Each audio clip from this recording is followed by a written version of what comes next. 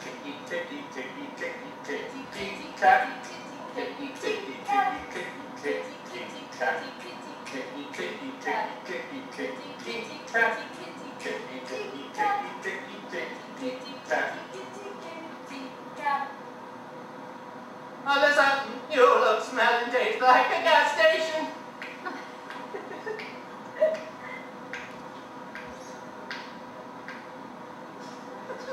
Wow, thanks. I really love gas stations.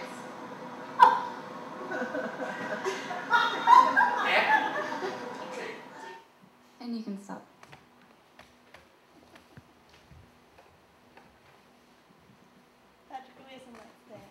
Okay, so that was Group A. Alyssa Lee and Cenk Ergen are the directors. Alyssa's from Ohio and Cenk is from Turkey, and they are Oakland residents. And I just wanted to show a couple of their pieces. Their work is pretty, excuse me, I'm a little bit nervous. Pretty versatile. And she has, I think, about over 60 works in her repertoire for this since 2000.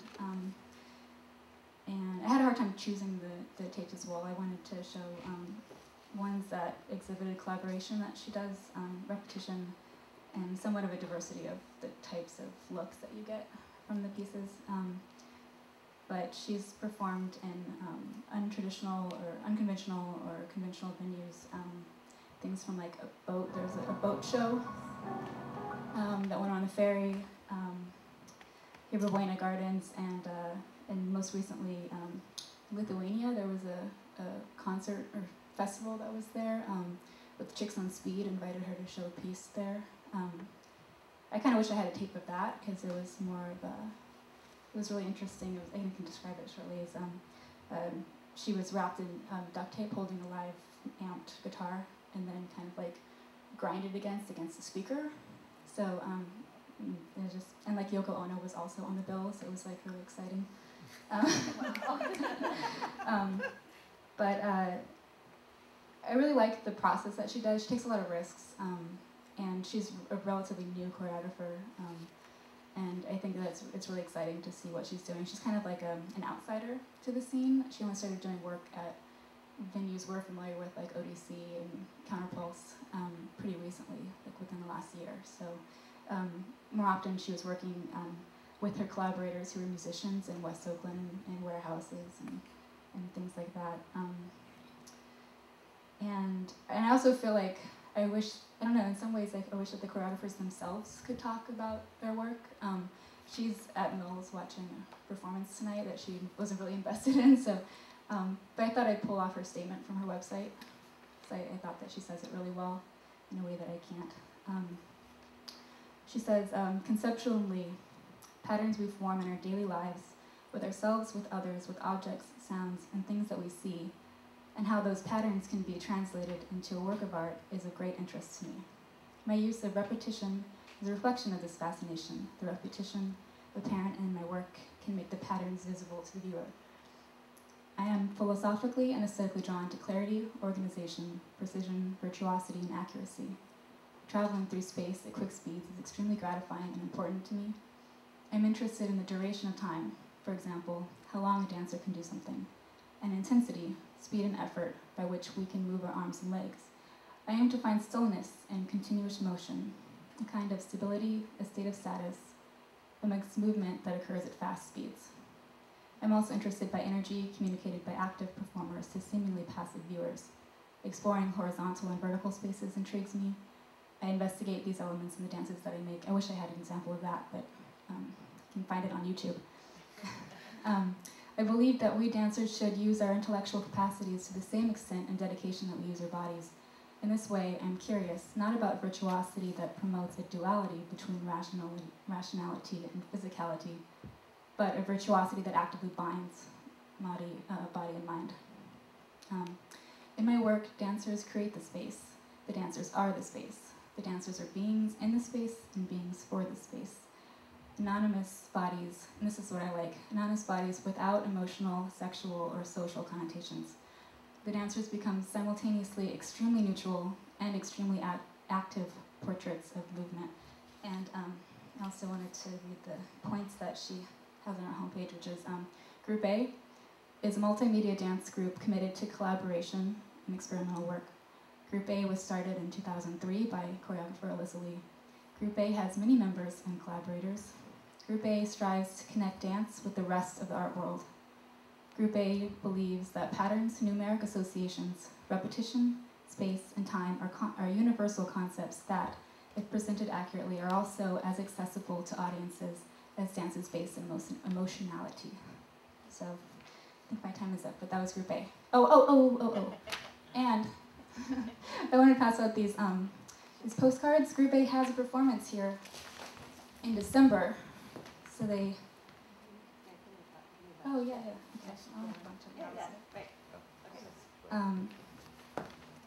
They're one of the fiscally sponsored artists of Counterpulse. And so come, I think it's the second weekend of December, Friday and Saturday, and you can come and see their work. So that's all. Thank you. Are we talking about work in between or at the end? We're going to talk at the end. Great. Yeah, so we're going to see a whole bunch of stuff, then we're all going to talk in different layers. Yeah. Oh, right. Use my microphone. Okay. Okay, so I just want to make a really quick introduction. I'm introducing Sara Shelton Mann, and I'm going to show a very short excerpt of her most recent work, which was a duet for Kathleen Hermsdorf and Maria Francesca Sarconi. Yeah, okay, I just want to make sure I said it properly. And I mainly am bringing Sara because she's been really influential to this community as a whole. There are a number of choreographers making work here now, and also people who have migrated on, who were members of her company, Contraband. You can give me a year, Keith, yeah? Well, the Year range, can you? 85 to 95 was probably the most potent period, but she's done work since the late 70s and continues to work, so. Okay, yeah, I just wanted to, because I said the name Contraband, I wanted to get the time period right for folks. So let's take a quick look at that, and then maybe I'll say some more about it. Yeah? I'm going to show two shorter excerpts, and hopefully I can guide you through that, Jessica.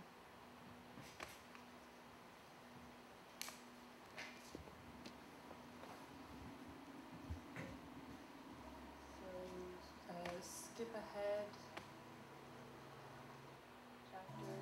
Chapter, one more. Historians of the Bible also with record of their monastic life. Did you bring gold for the next leg of the journey?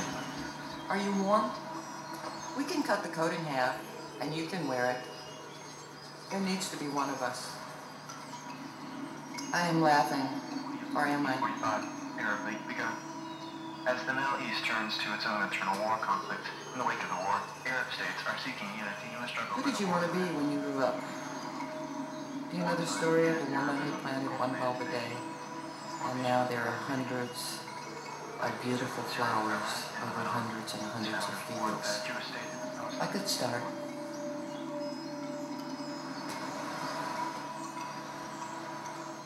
Would you pass me your compass? Sorry, I left it in another dimension. Do we have pheromones here? I didn't bring a pen. This is desperation. Where can I download all this stuff? In the 80% dump or in the 20% dump? I'll flip a coin. Do you have one? Oh, Señorita, I'm dancing with the Ouija now. January 30, 1946, first session of the United Nations General Assembly. No planet attends this month. Usher and a renewed effort in the quest for world peace and cooperation. A live footage was opened on the 26th anniversary of the ratification of the Opiate League of Nations. 2 have been released in Organza. The others will be free. That's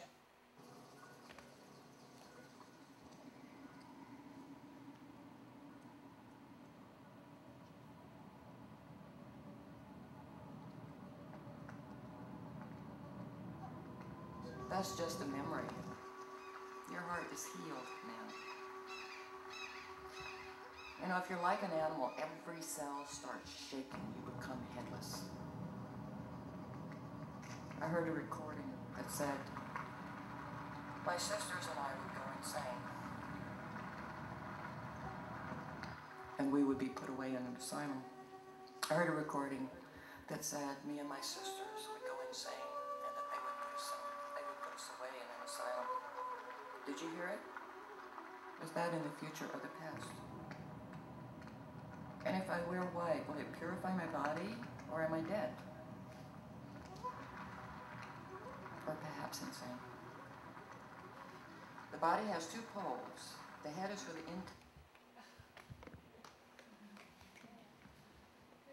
Right back up. Okay, so where I kind of left off was all the people that are also very deeply influenced by Sara in one way or another. And we have one here, which is Keith. And Jess Curtis and Kathleen Hermsdorf, obviously, slowly working together. Kim Lefano as well. And myriad other people who Keith was happily listing for me earlier in the evening. One of the other reasons that I wanted to bring her work is actually for its intersection with my own practice and something that I'm just interested in as a question in dance, which is about energetic practice, so that it's not so much about the movement per se, but about what is the energetic state that we're cultivating to create work. That's a larger topic. I'm not going to go into it too much more than that. But the reason that Sara is a really interesting example of this for me is because she still does choreography, something that looks like quote unquote dance, which is one of Mary's questions, right? We were looking at the video before, oh look, dance, somebody's moving, right? So that's just an interesting thing to me because she's really working from a different direction, and at least from my own experience of seeing her work and also working with her physically in person, it really comes through. So I'm just interested in that question as well. So that's that. Great. Okay. Let's see. Yes. Now, Laura, right? Yeah.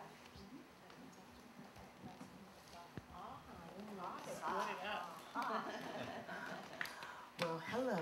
I want to start with passing this out because I thought Jessica could take the time to, because she has some manipulating to do. Or at least hand it to you so you can pass it around. I like going two directions, the teacher and me. There you go. And any extras you just leave on the end, right? Or in the middle.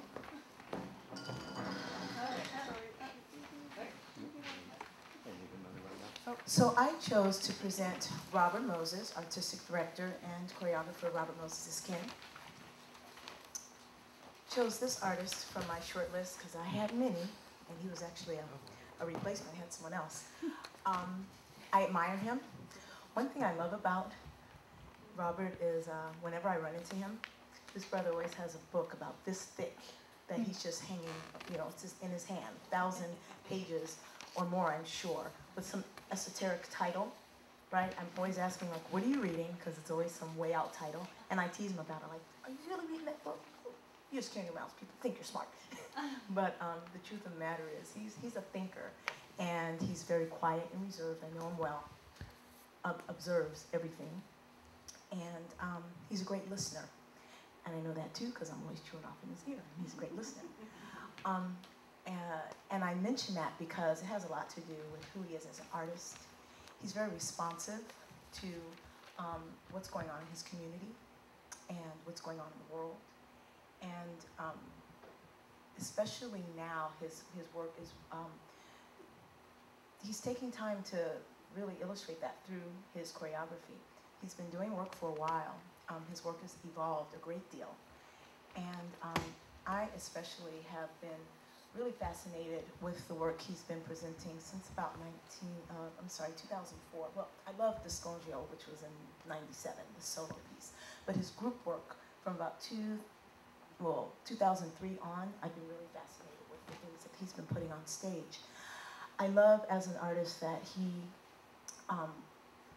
incorporates his African-American heritage, but through his movement vernacular, makes work that is inclusive, and the term universal, which is one of those terms, right? Write that one down. And accessible. I feel like it reaches a lot of folks. It resonates with folks. Word of Mouth is one of those pieces in 2003 that I loved. Full evening of work the autobiography of James Baldwin. And another work was Cause, and that's the excerpt I'm going to choose to show this evening. And we can do that now.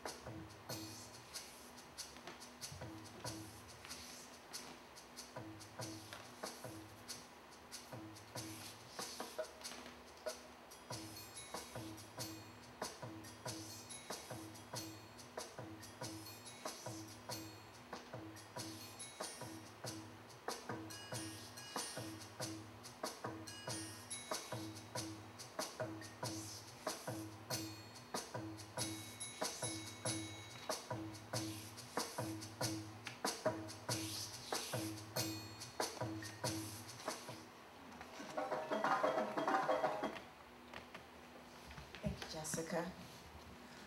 Cause is a collaboration with Youth Speaks. This is one of the dance excerpts. It was an evening length, and there were a number of poems that were written, original poetry by the youth. The piece was about hate, and the movement was in response not only to the poetry, but to the energy of hate and what that conjured for him as a choreographer and his expression through the movement. His vernacular, it's got the modern dance feel. He certainly incorporates what people consider the hip-hop vernacular. People have said that about his work. It was a really great collaboration with Youth Speaks. He's collaborating more and more with artists, and I love that about his work as well, like with The President's Daughter. And this new piece that he's going to be presenting at Stanford, I'm going to actually jot it down, the professor's name, because I knew it wouldn't hold it. John R. Bickford is a linguistics professor, and he's working with Robert Moses, and they are creating a work that is called Jokes Like That Can Get You Killed. And it's in response to the media spotlighting numerous moments of racial epithets coming across from comedians, actors, radio personalities, and this piece is in response to that. There's also going to be symposia and things like that discussing this idea, and I put the description on the back so that you could take a look at. This is his actual writing. Since he can't be here, these are his own words. I did a little description, and then this is right from his source material for getting support for the work on the back.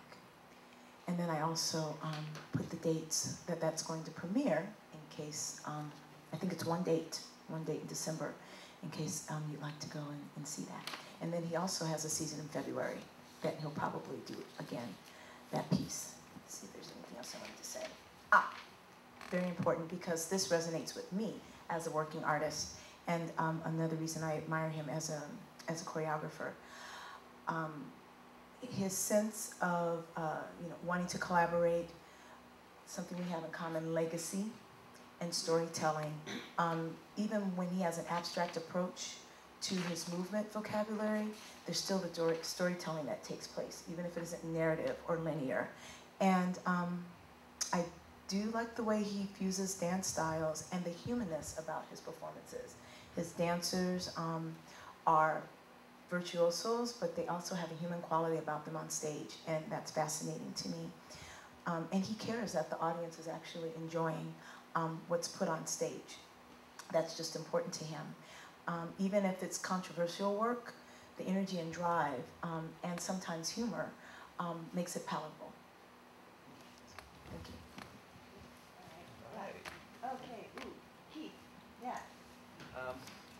I picked someone that I Microphone. I picked someone that I don't know and that I had only ever seen once, and got the video of that actual performance that I saw. She doesn't operate in any dance contexts in general, so I think everyone here will be fine. And her name is Madison Young, and I'd like to speak after we watch it. And we're going to watch a while, like 3.5, 4 minutes.